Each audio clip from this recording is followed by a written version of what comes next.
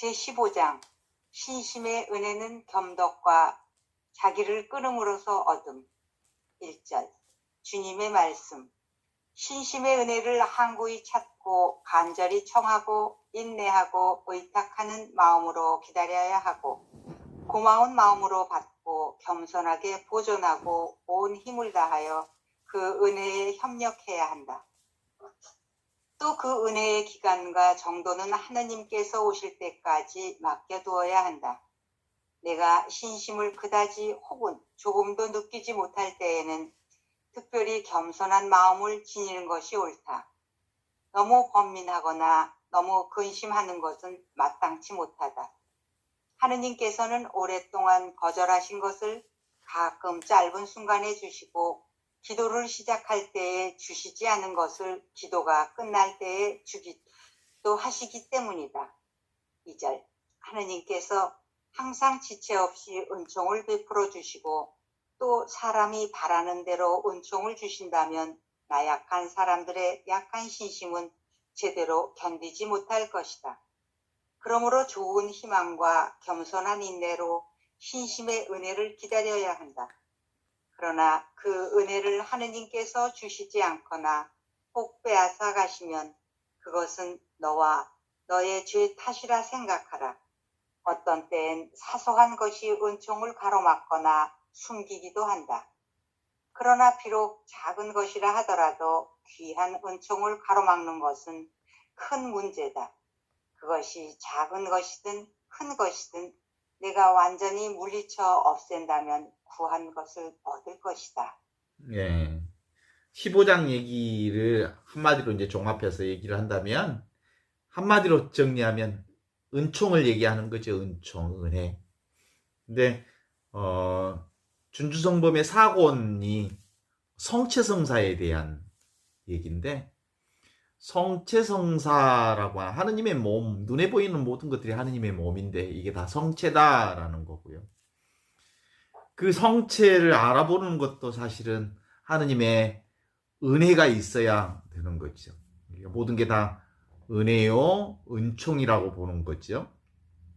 실제로 이제 은총이라고 하는 건 그냥 하느님이 거저 공짜로 주는 것을 은총이라고 그러잖아요. 은총, 그라시아, 그건 하느님께서 우리가 영원한 생명을 얻도록 거저 주신 선물로서의 은총을 얘기하는 건데, 그런 점에서 이 은총이라는 건 무슨 우리의 어떤 자격이 있어서 하느님이 은혜를 주는 것도 아니고, 우리가 능력이 있어서 또 우리가 많은 노력을 해서 그것을 보시고 주시는 게 결코 아니라는 점을 알아야 되는 거죠. 오히려 하느님의 무한한 자비, 한없는 자비, 하느님의 사랑이 주어지는 하느님께서 주시는 초자연적 선물로서 은총이라고 보는 거죠. 그래서 이 은총은 그냥 생명 자체, 살아있음, 이 생명 자체가 곧 은총이어서 현존 은총이라 하기도 하고 생명 은총이라 하기도 하고 항상 존재한다고 그래서 상존 은총이라고 하기도 하죠. 하느님이 늘 우리에게 어느 순간에도 어떤 상황에서도 어떤 조건에서도 거두어 가지 않는 하느님의 은혜 가운데 살고 있음. 이게 하느님의 생명 은총이죠. 우리가 하느님을 사랑하기 이전에 하느님이 먼저 주도권을 가지시고 인간에게 주시는 이 은총, 그것이야말로 무엇이냐 그러면 지금 이루어지는 은총이요. 여기에서 이루어지는 은총이고 이것으로 체험되어지고 경험되는 은총이고 내가 경험되고 내가 체험되고 내가 지금 여기서 경험되는 이 체험의 은총이 바로 은총, 그라시아, 선물이라는 거지. 그런데 이 은총의 특징은 뭐냐면 지속적 선물이라는 거예요. 그래서 지속적인 선물이기 때문에 이 은총이라고 하는 이 놀라운 하느님의 바다 가운데서 벗어날 게 없다는 거예요. 모든 것이 다 이거니까. 모두 다 이 안에 머물러 있는 거예요. 그래서 보통 이제 성화라고 하는 말을 쓰는 것은 하느님의 은총을 보존한다라고 하는 관점에서 무슨 하느님의 은총을 보존할 이유가 있어요, 없어요? 그냥 이 은총 속에서 사는데 하느님과의 이 사랑의 관계를 유지하는 것이 은총인데 내가 의지하려고 유지하려고 하지 않아도 이미 이 관계 속에 있는 게 은총인데 근데 거기에 특별히 어떤 차이가 있다면 성령이 늘 우리 안에 머물러 있는 이 상태를 우리가 알아차리느냐 알아차리지 못하느냐의 차이일 뿐이지. 주님의 관계를 우리가 사실은 아무 생각 없이 있어도 하느님의 사랑 안에 있지만 우리가 보통 이걸 어떻게 설명해 보면 조금 쉽게 알 수 있냐면 하느님께서는 악한 사람에게나 착한 사람에게나 뭐 똑같이 햇빛을 주시고 비를 내려주시듯이 누구에게나 다 내려주시지만 비가 올 때 우리가 보통 비 안 맞으려고 우산 쓰는 거잖아. 근데 그 우산 쓴다고 해서 비가 안 내리는 게 아니지. 그렇다고 내가 안 맞는 것도 아니지. 그 우산으로 살짝 비를 가린다고 해서 그 은총으로부터 벗어난 게 아니지. 비로부터 벗어난 게 아니지. 그런데 우리가 하느님의 은총을 거부하는 행위 이것을 전통적으로는 죄라고 불러. 죄라고 하는 것 하느님의 은혜를 거부한 죄. 하느님의 사랑을 거부하는 것. 그게 죄야. 근데 실제로는 내가 아무리 거부한다 해도 하느님의 사랑으로부터 벗어나지 않아. 이미 그 안에 있지. 이제 예를 들면 정면으로 하느님을 거부하거나 성령을 모독하거나 그러면 용서할 수 없는 죄다라고 하지만 인간이 지 생각일 뿐 하느님의 사랑으로부터 벗어날 수 없지. 그죠? 그래. 그런 점에서 또 한편으로 우리는 그 사랑 가운데 살고 있으면서 이 하느님의 사랑을, 하느님의 영광을 사람들에게 전하고 이 사랑의 길을 걸을 수 있도록 하느님의 사랑 주신 그 사랑의 길을 걸을 수 있으려면 또 한편 하느님의 도움이 필요해. 그 은총을 도움의 은총, 조력의 은총이라 그래. 항상 그 사랑 가운데 살고 있지만 그 사랑의 길을, 하느님의 사랑의 길을 걸어가려면 또 한편으로 그분의 도움 가운데 있어야 그 사랑의 길을 걸어갈 수 있다. 그래서 늘 우리 또한 하느님의 길을 걸어갈 수 있도록 우리를 비추어 주시고 우리가 그 길로부터 벗어나면 다시 그 길로 돌아올 수 있도록 우리를 인도해 주시고 또 우리를 바른 길로 제시해 주시는 하느님의 손길 가운데 우리가 살고 있는 거다라고 하는 거죠. 하느님이 주시는 이 생명으로 우리가 살고 있는 거죠. 우리가 성장하고 우리가 숨 쉬고 말하고 움직이고 성장하고 꽃 피우고 온갖 열매를 다 맺고 온갖 좋은 것들을 다 이렇게 사는 건 하느님의 사랑 속에 있기 때문에 그래. 그래서 이게 바로 구원받은 삶을 사는 거거든요. 그죠? 니꼬데모가 예수님한테 와서 어떻게 하면 구원받을 수 있습니까? 죽었다 살아나야 구원받을 수 있다. 어떻게 우리가 다시 태어나야 구원받는다고 하는데 우리가 어머니 뱃속에 다시 들어갈 수는 없지 않습니까? 라고 말할 때 그게 아니고 다시 태어나야 한다라고 하는 건 바로 이 나의 근거가 하느님이라는 것을 우리가 알아차리면 다시 태어나는 거예요. 그죠? 그러니까 근본적으로 저절로 하느님의 은혜 가운데 살고 있으면서 스스로 나의 마음을 오픈하기만 하면 우리는 구원된 상태에서 사는 거예요. 특별한 노력이 필요 없어. 나를 그냥 열어놓기만 하면 돼. 그래서 하느님의 부르심을 받아들이고 그 하느님의 은혜가 우리 안에서 열매 맺도록 우리를 오픈함으로써 하느님의 사랑의 계명이 더욱더 우리 안에서 풍성해지고 또 기도 중에 하느님을 더욱 가까이 체험하고 성사를 통해서 그리스도와 더 온전히 일치되는 삶을 산다는 건 우리 삶 전반이다. 이것으로 살기 때문에 그런 거예요. 우리가 따로 구해야 할 게 어떤 게 없어. 얼마나 편해.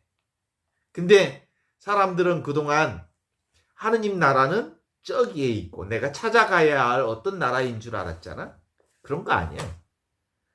하느님의 은혜는 따로 있어서 내가 구해야 할 어떤 은혜인 줄 알았잖아. 그 이미 우리의 은혜 가운데 살고 있다는 게. 그러면 바로 그게 무슨 의미겠어요? 자유지, 자유. 걸림없는 삶. 이게 바로 하느님이 주시는 은혜를 알아차리는 거죠. 그래서 그 종교도 진화하는 것 같아요. 진화한다는 생각이 발전하는 것 같다. 저는 요즘에 그런 생각에 대해서 동의합니다. 다윈의 진화론은 생물종에 관해서만 말했다고 볼 수 없어요. 프로그레스, 전진한다, 발전한다, 진화한다, 향상된다 라고 하는 것은 그동안 우리가 정치, 경제, 사회, 문화만 발전하고 변화되어지고 성장한다고 보았지만 종교라고 하는 것도 어떤 의미에서 변화, 발전, 성장하는 과정에 있는 것 아닐까라는 생각이 들어요. 왜냐하면 그동안 우리 한국만 보더라도 대한민국만 보더라도 80년대 이쪽만 해도 60%가 신앙인들이었어요. 불교든지 개신교든지 천주교든지 다른 종교를 가지고 있는. 그리고 나머지 40%가 무신앙이었단 말이에요. 그런데 지금은 무종교인들이었는데 지금은 종교인들이 더 적어졌어. 40%로 떨어지고 무종교인이 더 많아졌어. 그런데도 그렇다고 해서 그들이 종교의 제도권 종교로부터 멀어진다고 해서 그들이 하느님을 버렸거나 또는 영적으로 하느님의 사랑을, 영성을 멀리하는 건 아닌 것 같아요.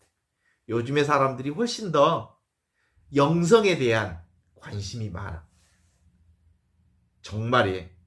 그건 대한민국의 문제만이 아니고 문제라기보다는 추세가 아니고 세계적 추세예요. 그런 점에서 종교도 영성으로라고 하는 방식으로 변화, 발전, 성장하고 있는 과정이다. 이렇게 받아들이는 것이 훨씬 더 자연스러운 게 아닐까라는 생각을 하면서 오늘 이 얘기를 좀 나누어 보고 싶었어요. 오늘 15장의 신심의 은혜라고 하는 얘기를 항구히 찾고 간절히 청하고 그리고 인내하고 의탁하는 마음으로 기다려야 하고 고마운 마음으로 이 은혜를 받고 겸손하게 이 은혜를 보존하고 온 힘을 다해서 그 하느님이 주시는 은혜를 협력해야 한다라고 1절에 출발하고 있는데 그래 이 은혜는 이미 우리에게 주어진 은혜거든요. 그죠? 그런데 이 온전히 주어진 은혜를 우리가 아직 온전하게 사용을 경험을 못하고 있을 뿐 우리는 이 은혜의 한가운데 있다. 이런 점으로 우리가 좀 보면 좋지 않을까 하는 생각이 들어요. 우리 영성은 근본적으로 찾아가는 게 아니에요. 이미 주어진 것을 우리가 발견하고 경험하는 것이죠. 찾아가는 거라고 하면 찾는 내가 따로 있고 찾는 대상이 따로 있는 건데 이 영성은 현존 영성, 하느님을 만난다는 건 하느님이 따로 있어서 하느님을 찾아 만나는 게 아니고 이미 내 안에 함께 계시는 그분을 내가 내 안에서 발견하는 거죠. 그래서 신심의 은혜는 거저 주어진 은혜를 믿는 거다. 이 믿음의 은혜는 이미 주어진 은혜이기 때문에 무엇을 찾고 할 때 찾아지는 게 아니고 이미 있는 그것을 내 안에서 발견하는 것으로서 아는 거다. 그래서 그게 뭐예요? 지금 이 하느님은 지금 계셔. 지금 계셔. 여기에 계셔. 그리고 이 경험으로 계셔. 그리고 나와 딱 붙어 있어. 나와 떨어져 있지 않아. 이게 은혜 가운데 최고의 은혜인데, 그래서 내가 나의 삶 전반이 은혜이고 은총이고 사랑 덩어리라는 것을 우리 알아차리는 거지. 그래서 지금 바로 여기 이것 분리 없이, 틈 없이, 요만한 틈도 없어. 완전히 붙어 있어. 딱 붙어 있어. 그래서 면면밀밀하게 나와 함께 붙어 있는 이 하나님의 은혜를 믿는 거예요. 이게 믿음의 은혜예요. 제발 나를 믿으세요. 그 내가 뭐예요? 내가 하느님의 은혜와 온전히 하나로, 사랑으로, 하느님의 은혜로 딱 붙어 있다는 것을, 온 천하가 다 하느님의 은혜 아닌 게 없다는 것을 믿는 거죠. 그럼에도 불구하고 사람들은 일상 안에서 잔잔한 불만족들이 늘 있어요. 그리고 불평, 불만들이 생겨요. 그리고 뭔가 허전하고 부족해요. 뭔가 불안하고 허전하고 부족함을 느끼는 것은 이것에 대한 확신이 없기 때문에 그래요. 이것에 대한 확신. 지금, 바로 여기, 바로 이것, 바로 나로서 하느님이 존재한다고 하는 이 믿음이, 확신이 없기 때문에 내 몸이 나라고 생각해. 이 근거가 몸과 마음이 나라고 하는 거예요. 근데 이 몸과 마음은 시간이 지나면 늙어지고 생로병사하다가 언젠가 싹 사라질 거란 말이에요. 너희는 흙에서 왔으니 흙으로 돌아갈 것을 생각하라. 근데 그 흙덩어리인 몸뚱아리가 내가 아니거든.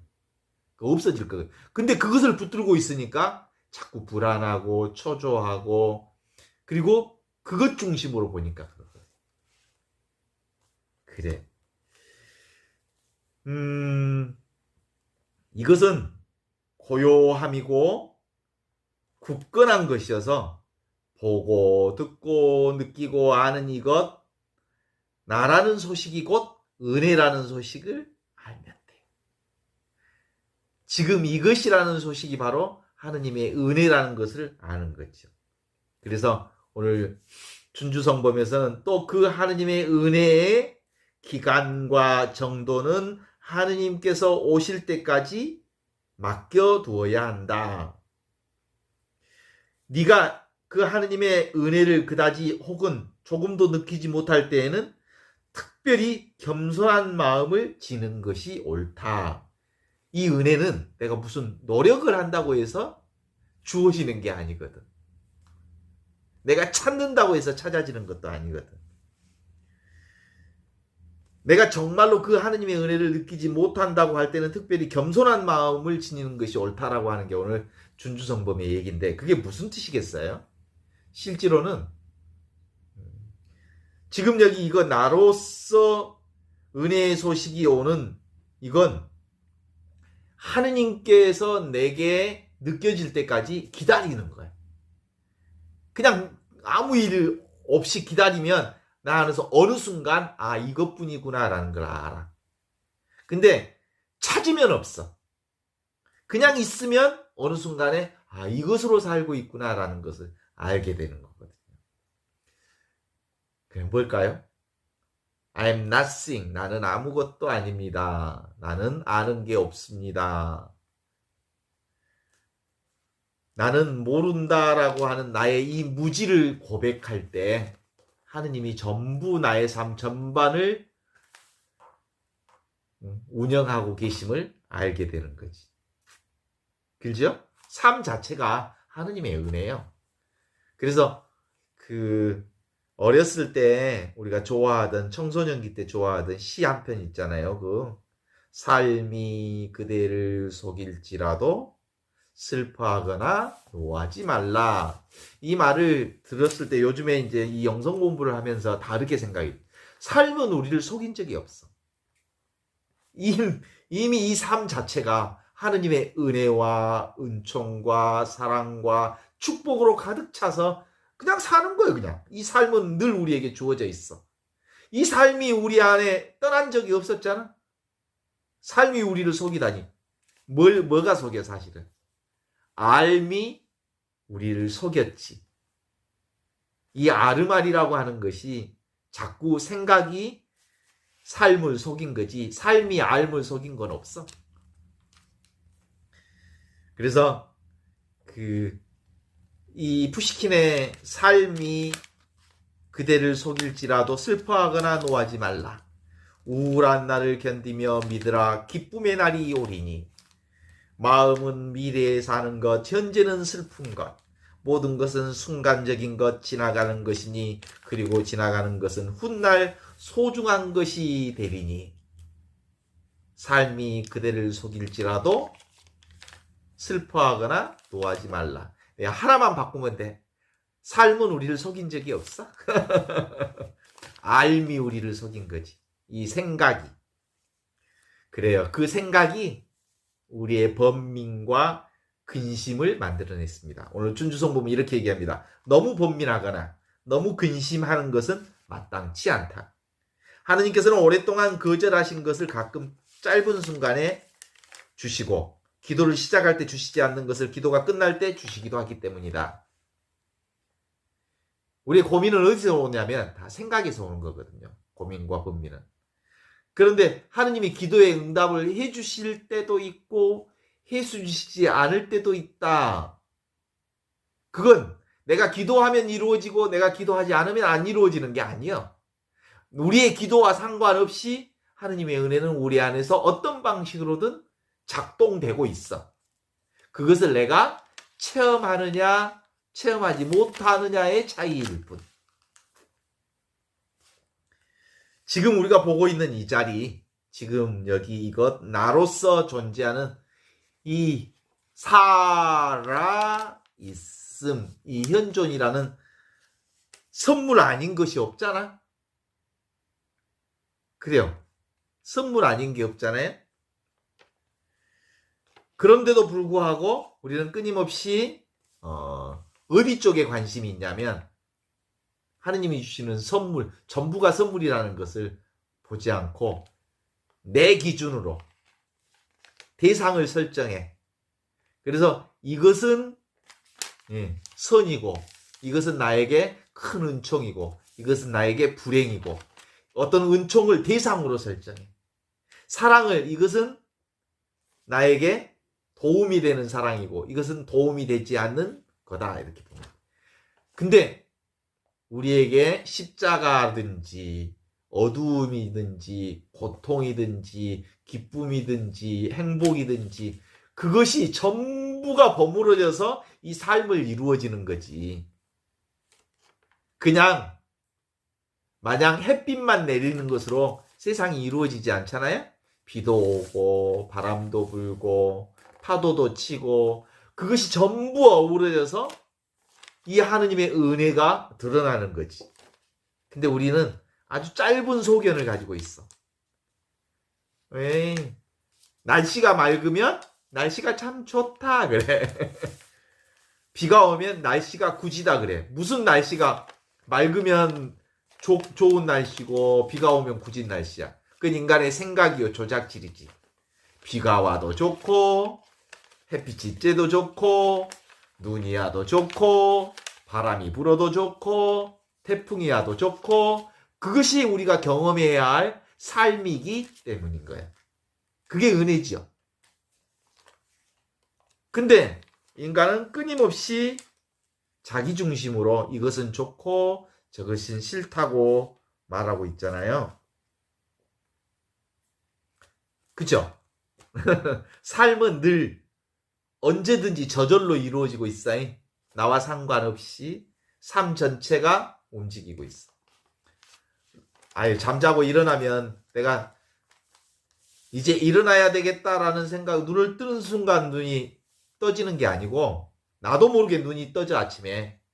잠을 잘 때도 나도 모르게 어느 순간에 잠들어 버렸어. 그죠?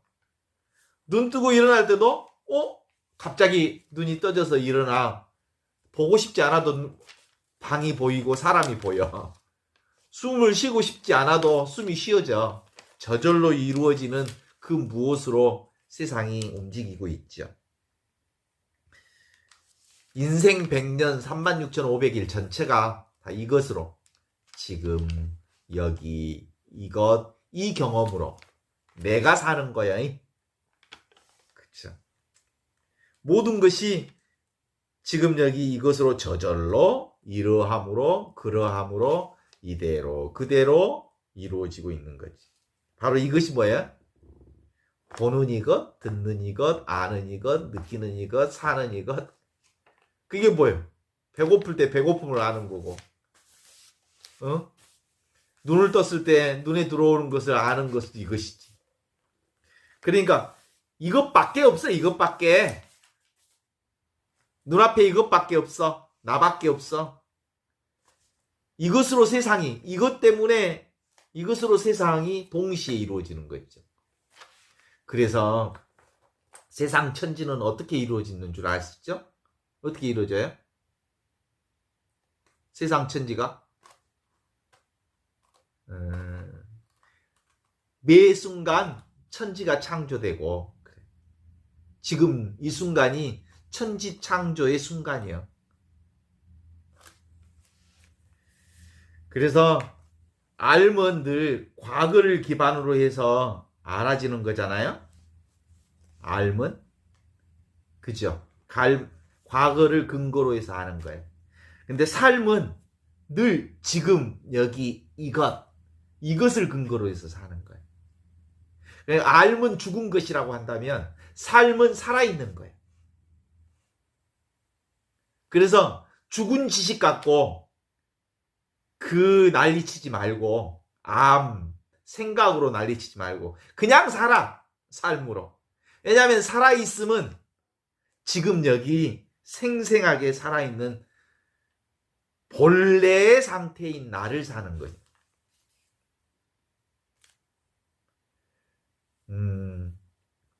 사람들이 불안해하는 이유를 알겠죠?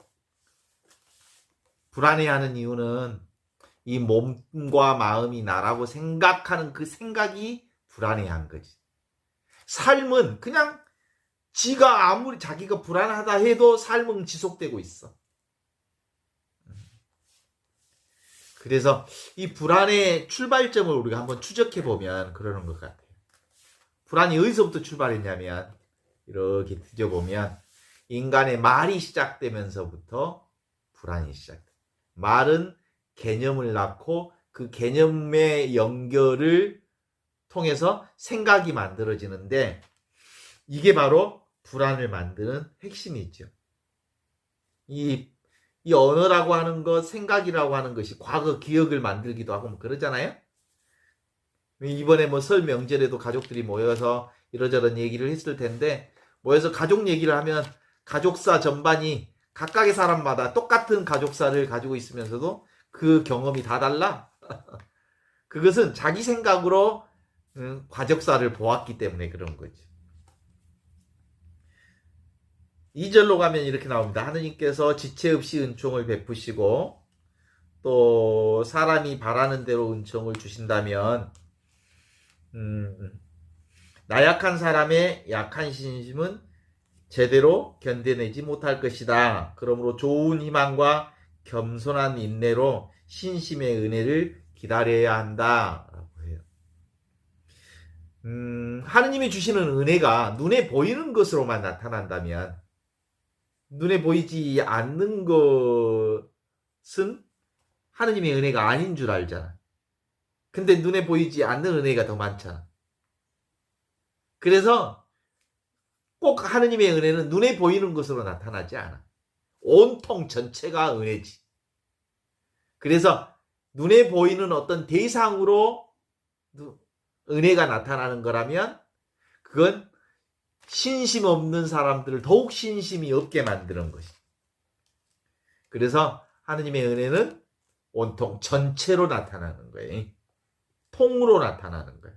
삶 자체로 그 은혜가 나타나는 것이죠.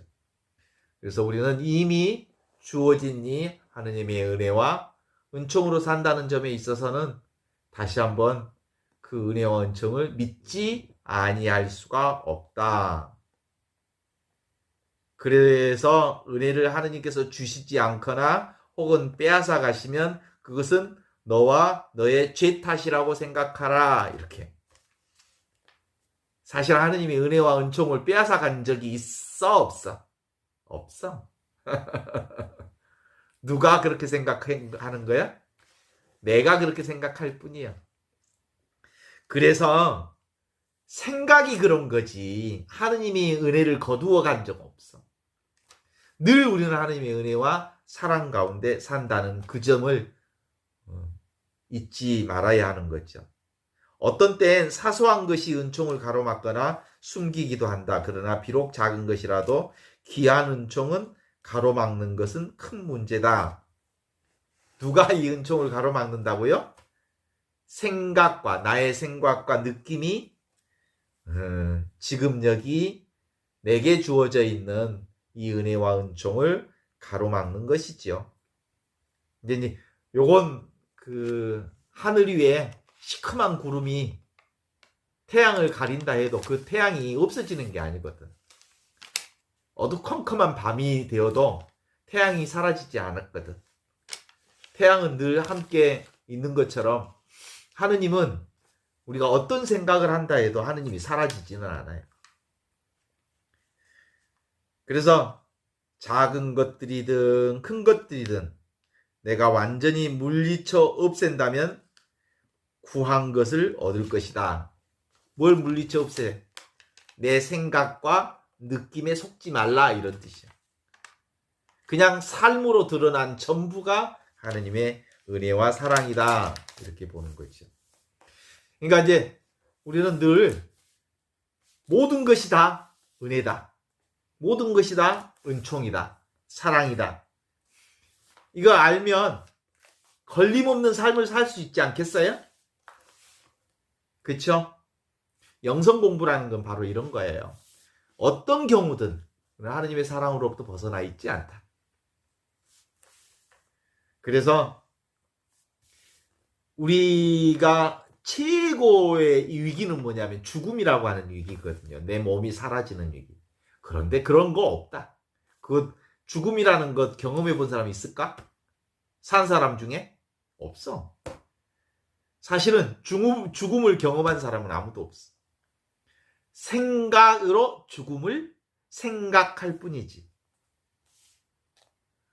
그래서 진실로 둘이 아니다라고 하는 것을 아는 이게 은혜 중에 최고의 은혜라고 볼 수 있죠. 더 이상 여한이 없다. 더 이상 여한이 없다라는 말은 뭐예요? 죽어도 상관이 없다. 이건 내가 온전히 하느님의 사랑 안에서 살고 있는 이 체험이 내 안에서 분명해지면 여한이 없어요. 그래서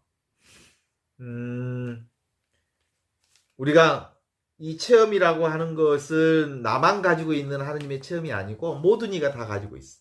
실제로 지금 우리가 영성 공부를 계속 하면서도 무슨 저만이 가지고 있는 하느님의 은혜와 사랑을 사람들에게 얘기하는 게 아니라 모든 사람들이 누구나 예외 없이 가지고 있는, 살고 있는 이 사랑을 우리가 함께 알아차리게 할 수 있도록 함께 나누는 것이 이 영성 공부라고 볼 수 있죠.